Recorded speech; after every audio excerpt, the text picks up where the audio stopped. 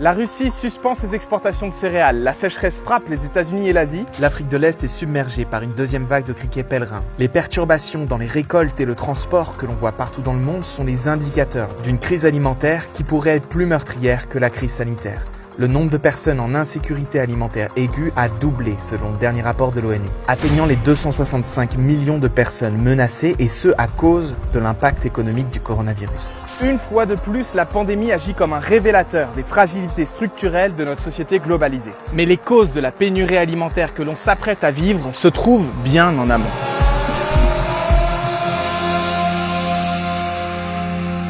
Si la Russie, premier exportateur mondial de blé et premier producteur et exportateur de céréales au monde, vient de suspendre ses exportations jusqu'au 1er juillet, c'est que les choses vont mal. Les mesures de confinement de 3 milliards de personnes et la mise à l'arrêt d'une grande partie de l'économie bouleversent la plupart des activités nécessaires au fonctionnement du système alimentaire globalisé. Depuis les fermes jusqu'aux supermarchés, en passant par les usines de l'agroalimentaire et la logistique, chaque maillon du système doit faire face au manque de main-d'œuvre. Les travailleurs agricoles sont bloqués aux frontières, aux difficultés d'approvisionnement, les coûts de transport explosent, ou à la disparition des débouchés. On a 600 000 tonnes de patates sur les bras parce que les gens ne mangent plus de frites.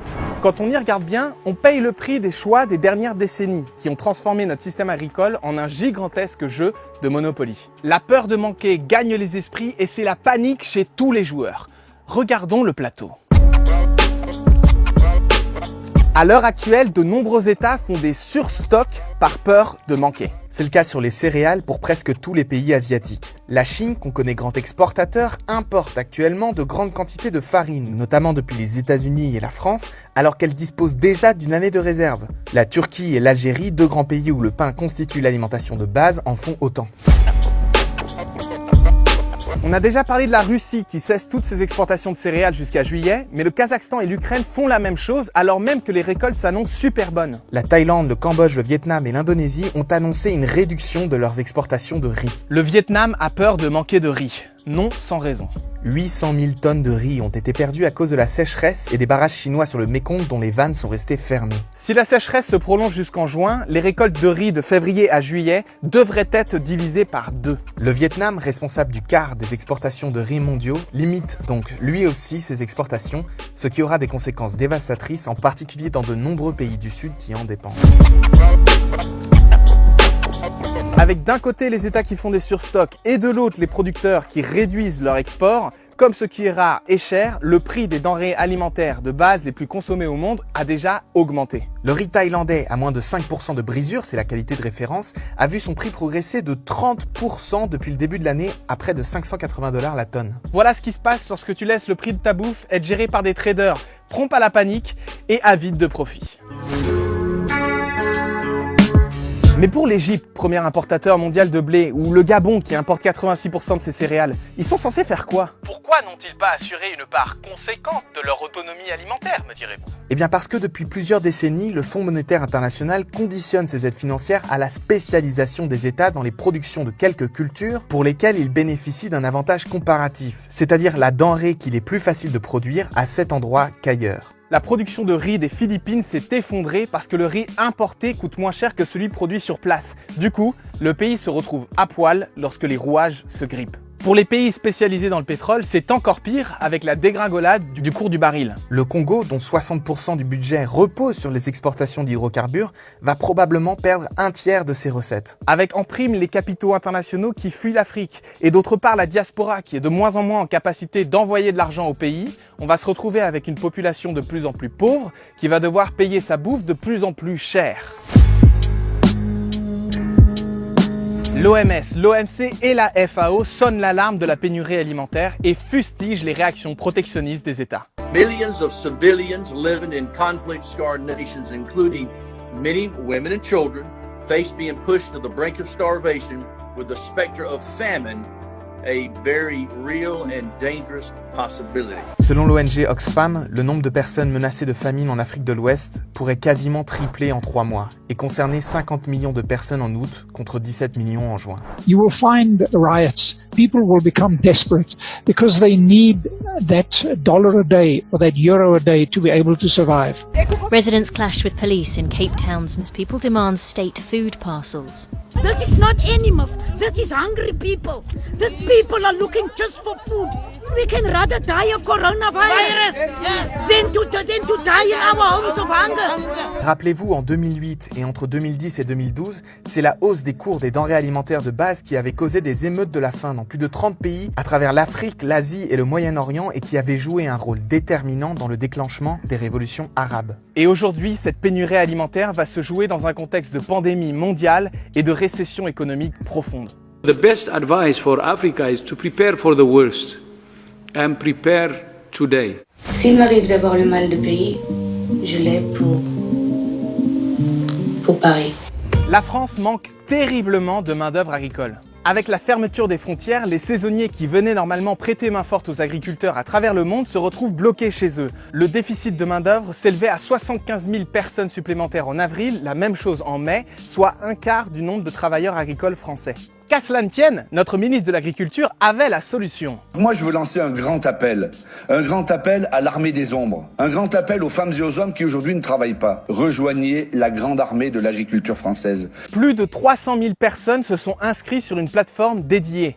Seulement voilà. Seules 15 000 personnes sur ces 300 000 sont effectivement allées au champ en avril. On est bien loin des 75 000 nécessaires. C'est que le travail est dur et mal payé. Qui plus est, les agriculteurs ont été forcés de remarquer que les volontaires n'ont pas le niveau de compétence des saisonniers agricoles. À quoi s'ajoute que les débouchés habituels comme les cantines ou les restos n'existent plus. Certains agriculteurs préfèrent donc laisser pourrir des récoltes plutôt que de perdre de l'argent dans une main-d'œuvre qui n'est pas rentable pour récolter une production qui ne sera pas vendue. Cet épisode révèle surtout l'importance du recours aux travailleurs détachés. Qu'ils viennent de Roumanie, de Pologne, du Maroc ou d'Espagne, ils sont essentiels et pourtant ils sont mal payés sans la reconnaissance d'un contrat de travail français. En l'absence de cette main-d'œuvre exploitée, les fruits et légumes frais devraient se faire rares cet été et leur prix pourrait fortement augmenter. Rassurez-vous, le ministre de l'Agriculture Didier Guillaume nous promet qu'il n'y aura pas de pénurie alimentaire en France et on connaît la valeur des promesses de ce gouvernement. La France importe 50% de ses fruits et légumes, 1 sur 2. Or, on a vu que toutes les conditions ne sont pas réunies pour la production et l'acheminement de ces produits. Si ça devrait aller pour le moment, c'est parce que le pays est excédentaire en céréales, en produits laitiers et en viande porcine. On produit suffisamment de calories quoi qu'il arrive. Au pire, on mangera moins de courgettes et de tomates cet été.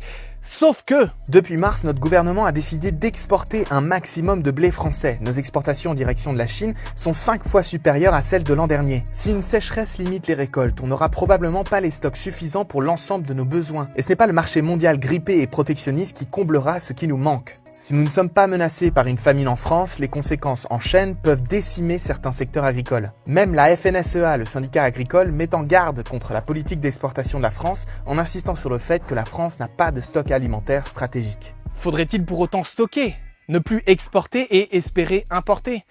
Pas si on a un tout petit peu de décence. Il serait criminel de suspendre nos exportations de blé vers les pays qui ne produisent qu'une infime partie de leurs besoins. Par contre, pourquoi vendre massivement le blé français à la Chine, qui est l'un des plus gros producteurs mondiaux et dispose déjà d'une année de réserve de farine? C'est l'expression la plus parfaite du libre marché tel qu'il se pratique en France, sans aucune vision stratégique. Rappelons que la crise alimentaire est déjà là. Et que chaque année, des millions de personnes meurent de faim dans ce système soi-disant efficace. 25 000 personnes par jour. Ayons conscience qu'en France aussi, c'est déjà la galère. Les économies des Français se réduisent drastiquement et les aides sont tardives et insuffisantes. Le président des Restos du Cœur raconte que les 1400 centres encore ouverts sont pris d'assaut. À Bordeaux, l'affluence à chaque distribution alimentaire a été multipliée par 5, à Toulouse par 3 et en Seine-Saint-Denis, le préfet craint des émeutes de la faim. La situation n'est pas vraiment meilleure chez les agriculteurs. En France, comme dans de nombreux pays, les agriculteurs appartiennent à la catégorie professionnelle au plus haut taux de pauvreté. Près de 20% des agriculteurs français ont déclaré un revenu nul, voire un déficit de leur exploitation en 2017. En France, 11 millions de paysans sont passés à la trappe en quelques décennies. Et en 2020, c'est encore une exploitation toutes les 26 minutes qui disparaît. Mais comment un secteur aussi indispensable à notre survie peut être aussi mal en point? C'est que l'essentiel de l'argent que vous dépensez dans la bouffe est capté par les intermédiaires. Quelques grands groupes se font une guerre des prix qui les pousse à réclamer des tarifs toujours plus bas auprès de leurs fournisseurs de l'industrie agroalimentaire qui euxmêmes achètent à leur tour le moins cher possible la matière première agricole auprès des paysans en bout de chaîne. Résultat, pour 100 € dépensés par le consommateur dans l'alimentaire, 6,50 € sont effectivement destinés aux agriculteurs en 2020 contre 8,20 € en 2012. Et après, on s'étonne que 2 agriculteurs se suicident par jour. Une bonne nouvelle tout de même. Le gouvernement, qui avait privilégié la grande distribution pour l'approvisionnement, a fait volte-face pour se tourner vers les halles en plein air et les marchés et encourager le 100% local dans les supermarchés, ce qui devrait potentiellement durer après le confinement. Le même gouvernement qui a signé le CETA, le traité de libre-échange avec le Canada, nous félicite aujourd'hui de consommer local. En temps normal, les circuits courts, c'est que 15% de l'approvisionnement alimentaire du pays. On peut se féliciter que les Français se tournent massivement vers les marchés, les petits commerces et l'approvisionnement via des AMAP, ces paniers de légumes. D'ailleurs, si tu veux t'y inscrire, je te mets un lien dans la description. Mais l'approvisionnement en circuit court de nos métropoles reste difficile, voire ingérable. Et ça reste la grande distribution qui capte l'essentiel des reports d'achat avec une explosion des drives et des livraisons. Pendant ce temps-là, l'Union européenne continue le libre-échange sans se poser de questions et conclut un nouvel accord avec le Mexique ce 28 avril pour toujours plus d'exportation et d'importation, toujours moins de taxes et une protection des investisseurs. Bah oui, c'est clair, c'est vraiment de ça dont on a besoin actuellement, ouais. Bref, en l'absence de petites solutions miracles, il va falloir oser tout changer. Covid ou pas, les conditions historiques qui ont permis à un système alimentaire globalisé de prospérer ne sont plus du tout garanties pour les années à venir. Le système alimentaire mondial est un colosse aux pieds d'argile. Il repose sur une série de dangereuses dépendances. Dépendance en flux de main-d'œuvre et de transport, dépendance au flux de machines, de semences, d'intrants, de pétrole. Et on voit à quelle vitesse tous ces flux sont perturbés lorsqu'ils sont mis sous contrainte. Ce système est vulnérable aux chocs climatiques, aux maladies, aux crises économiques et géopolitiques et aux pénuries de ressources. Le premier réflexe après un traumatisme, c'est la volonté d'un retour à la normale. C'est d'ailleurs ce que préconisent les lobbies. Rien que 3 jours après le début du confinement, la Copa-Cogeca, le plus gros lobby de l'agro-industrie européenne, a demandé le report de toute réglementation environnementale relative à l'agriculture. Mais la normale ici est pire que le mal du coronavirus. Il faut de toute urgence développer une résilience de notre système alimentaire. Et la bonne nouvelle, c'est que des solutions existent. À moyen terme, le gouvernement pourrait remonter les prix minimaux sur les produits agricoles pour réguler la pression qu'exerce la grande distribution sur les producteurs et augmenter les taxes à l'importation. Mécaniquement, cette augmentation ferait remonter le prix des denrées, mais il faut se rendre compte qu'en 1960, les Français consacraient 34% du budget familial à l'alimentation. Cette part est tombée à 15% aujourd'hui, mais à quel prix? Taboulé au poulet, 1,99 € les 500 grammes. Lidl, le vrai prix des bonnes choses. Selon un récent sondage, 93% des Français sont prêts à payer plus cher leur nourriture si elle vient de France et offre des garanties de santé publique si elle est de qualité. Pour limiter l'impact de cette hausse des prix, on pourrait rééquilibrer les coûts en réduisant les intermédiaires par le biais de la vente directe ou en réduisant les marges que se font les supermarchés sur les produits de première nécessité. On pourrait aussi renégocier la politique agricole commune au niveau européen, ça ferait pas de mal. 60 milliards d'euros qui aident pour l'instant essentiellement les grosses exploitations polluantes au détriment du plus grand nombre des agriculteurs. Les critères d'attribution devraient être rediscutés bientôt, un rapport de force doit être établi. En payant mieux les paysans, on rendrait la filière plus désirable, notamment auprès des jeunes, et on leur permettrait d'embaucher des travailleurs agricoles, de créer de l'emploi en local. On leur donnerait enfin l'opportunité de sortir la tête de l'eau et d'envisager une transition vers une agriculture plus résiliente face à la crise climatique qui s'annonce. Et elle existe déjà. L'agroécologie, qui prend différentes formes pour régénérer les sols, économiser l'eau, réduire la mécanisation et boucler les cycles de carbone, de l'azote et du phosphore. Les agricultures paysannes nourrissent encore aujourd'hui 75% de la population mondiale avec seulement 25% des terres agricoles et très peu de protéines animales. Si la production change, il faut évidemment que l'on change notre consommation. Le scénario AFTER, qui imagine une France autosuffisante en 2050, propose par exemple de réduire de 50% la consommation de viande, ce qui est une évidence, mais aussi la consommation de lait, de sucre, pour augmenter et diversifier la consommation de céréales, de légumineuses, de fruits et de légumes. En plus de changer notre consommation, on encouragerait aussi une agriculture plus respectueuse de la biodiversité, qui ne polluerait pas ou très peu les sols, et qui serait de plus beaucoup plus résiliente face aux crises à venir. C'est aussi le moment moment d'envisager des solutions un peu dingues et nouvelles. Dans leur proposition pour un retour sur Terre, un collectif de chercheurs et de philosophes propose de décarboner totalement l'agriculture. Remplacer les machines et l'utilisation du pétrole par de la main-d'œuvre et d'aller la chercher sous la forme d'une activité agricole à temps partiel pour toute la population économiquement active. Passer 15 à 30% de l'année dans les champs, tout spécialement dans les périodes de récolte, de préparation des sols ou du désherbage. Alors qui est chaud ? Voilà simplement quelques idées à creuser pour construire le monde d'après. Il va falloir qu'on s'en empare. Et pour ça, je vous invite à partager cette vidéo parce qu'il est certain que la préoccupation de la sécurité alimentaire ne va pas disparaître à la levée du confinement. Il y a 4 chances sur 5 pour que vous ne soyez pas abonné à cette chaîne.